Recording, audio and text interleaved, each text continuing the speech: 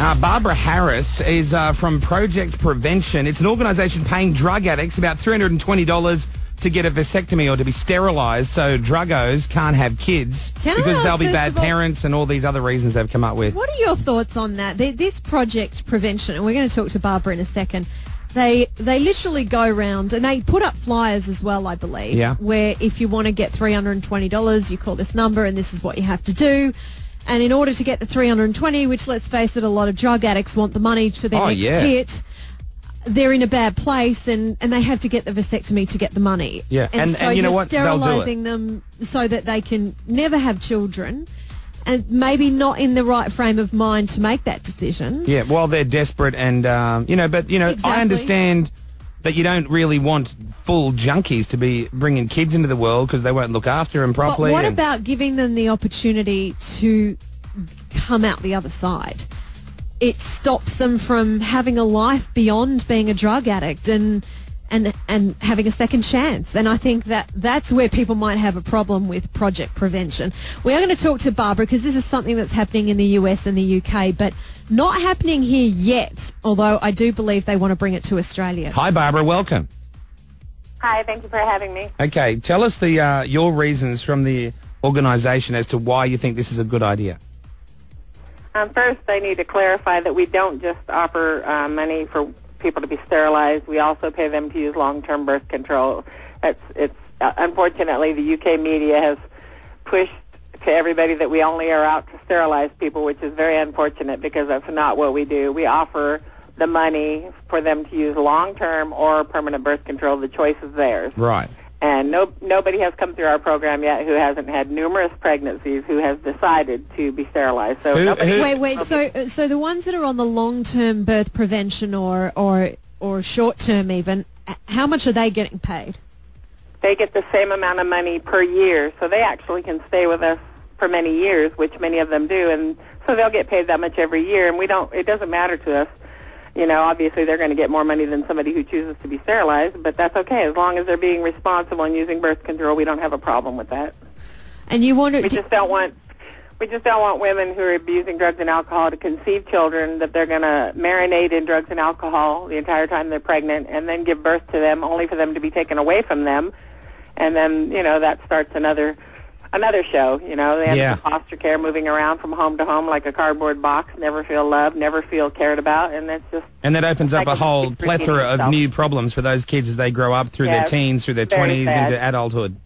What about the ones that do agree to have the vasectomy, or, to make it permanent?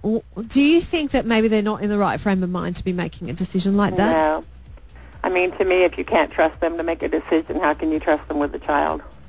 But what about the ones that come out the other side, Barbara? Ones that do go to rehab? Well, like I said, the last 20 women who we paid who were sterilized had 121 pregnancies before they were sterilized. That was an average of 6 pregnancies apiece. And after I subtracted those that were aborted and stillborn and died from complications, they still have an average of 4 living children. 78 of them are in foster care. So whether they decide to come out the other side, as you put it, and reclaim their children or not is yet to be seen. But, how many... Well, no, not that, but just the people that, for instance, do give up drugs and want to then start a family but can't because when they were at their lowest point, they were sterilized.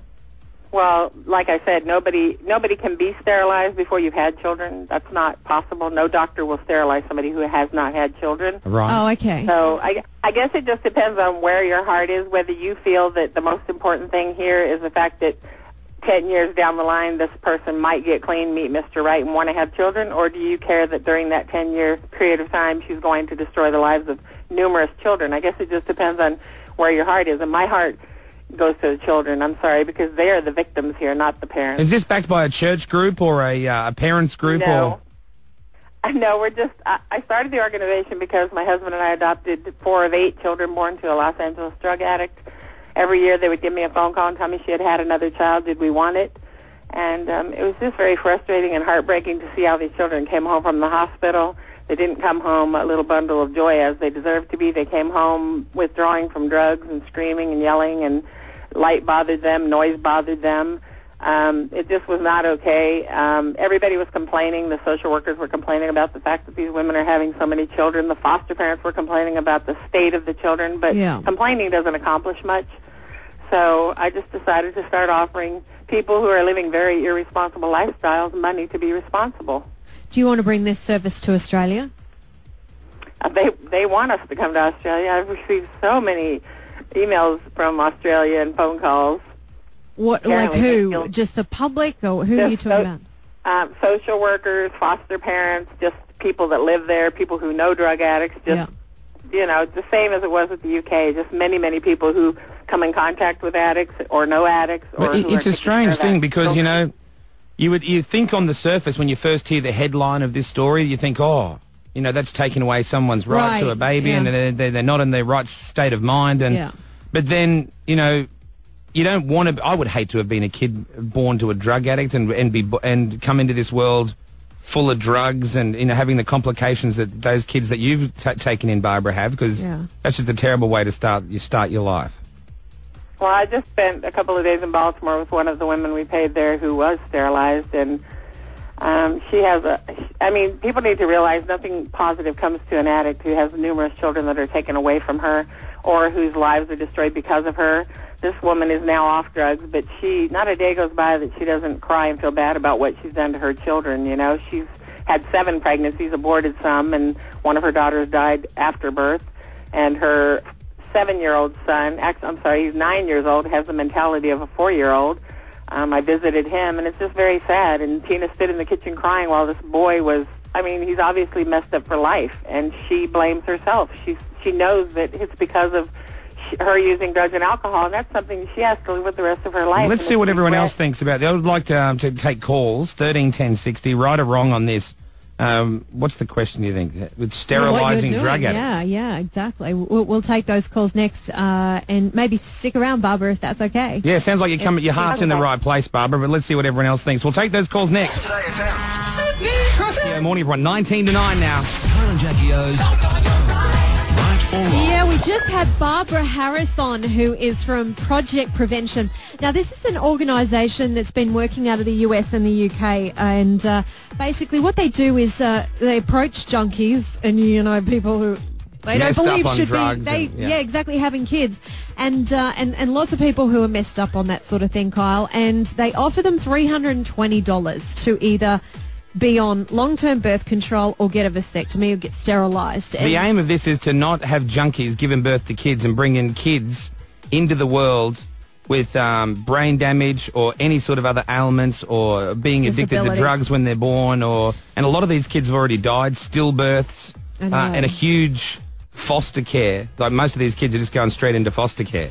Now, initially the reports were that this Project Prevention were making them get sterilised. And obviously, if you are a drug addict and you're at your lowest form and you just want your next hit, you need that $320. You'll do anything for that next hit. You'll rob from your own mother. Yeah, exactly. And so a lot of people would be taking this offer up when they're probably not in the right frame of mind. But Barbara did say they do have the option to just have, you know, birth control as well. Which probably isn't taking the daily pill. It's probably... You know, there's many different forms of it. A bit more permanent. But is it right or wrong? That's the question we wanted to ask. Philippa's on the air. What do you reckon? She's spot on. Should be government funded and they should be sterilised. I just think that if they're going to have one child and they're not going to change after having one child, they're not going to change after having 2, 4, 6, however many more they're going to have. Yeah. I work with young mums, so I'm working now with mums that are a product of women that keep having children. And they don't get it. They don't get it. They don't care. I'm a Christian, so I totally get the other spectrum as well. I have worked with mums that have had a baby and they've gone, I've got to take care of this child, and they get clean. But if they're not clean after one child, they're not going to get clean after 6. If they have that should be the drastic thing that happens in their life that turns them around. And if it doesn't, I think she's right. Rebecca, what do you think? Hi. I think you are a complete idiot. I think you've got your heart in the right place, but you're totally going around. No, Barbara. Barbara or Philippa? Barbara. Yeah, Barbara. Okay. Your heart's in the right place, but you're totally an idiot. Barbara, do you think you're an idiot?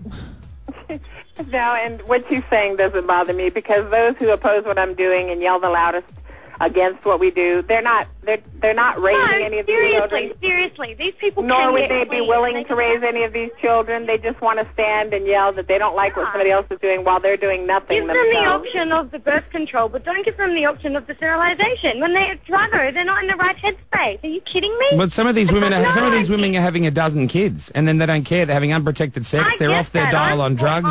I'm all for the children. I'm all for them. But if you're making these women sterile and then 10 years later they're clean and they want to be able to have children, yeah, they made a mistake, but don't make them live that for the rest of their life. Isn't this, though, like, the choices we make in life, if you choose to be a druggo for 10 years and then you get clean and you're sterilised because of the choice you made while you're on drugs, isn't that just too bad? No, don't make them live that for the rest of their lives. It be something in your life that you regret. What about the children? For the rest of your life. Yeah, what about the 5 kids that they have? Yeah, of course, okay. There's children there that are dying out there, and that's fair. But you're being a complete idiot by making them not have any kids anyway, when they can love them later on. We're sorry for the children. We'll just tell them we're sorry. We had to allow them to continue to be born, whether they are stillborn, whether they have disabilities, whether they have... No way. No, we just had to allow that to happen. I think the ones that should be loved even more. I mean, you know what? I don't think... Initially, I thought, this sounded a little evil. When you're talking just sterilisation, I thought that you're playing God. I think you are. You're playing God with people who aren't in the right frame of mind. Yeah, because God wants his children born this way, right? No, but you're not giving them... But if they're born for a reason. Hello? Yeah, but they're not... You know what? They're not... How many of them are you willing to adopt? As a Christian, don't you believe that they're born for a reason? How many are you willing to adopt? How many am I willing to adopt? If I could adopt, I would. I'd adopt as many as I could. But nobody has enough money for 300 children a day, do they? Have you ever tried to adopt any kids, Rebecca? I'm 23. I can't adopt the children. That's the moment. My life doesn't put me in that. She's not in a position where she can at the moment. Right, Joanne, what do you think about all this? Probably never will. I think this woman is so spot on. I have seen babies affected by drugs. Yep. It's just an awful thing to watch a baby coming off heroin. They're so small, they're frail, they scream all the time because they're in so much pain. And these women that are having these babies, they get this baby bonus. What do they spend it on? They don't spend it on the kid, they spend it on the drugs. You might not understand that, Barbara, that in this country we have a baby bonus that you get a couple of $1,000s with each child that you have. Yeah. So, I've heard that. Yeah, which is fine, which is great for the normal, everyday, mum and dad having kids. But not so good. Spend it on the kid, not on drugs. But a lot of these druggos are taking the drugs, having a baby, getting pregnant, and thinking, oh, well, I'll have the baby because I'll get a few more thousand. Oh, yeah, and I'm sure that's what they're doing, and they're not going to spend the money on the children. I can tell you that right now. So, Barbara, would you prefer they be sterilized, or would you prefer they get some sort I don't. I don't have a preference. And, but are you worried?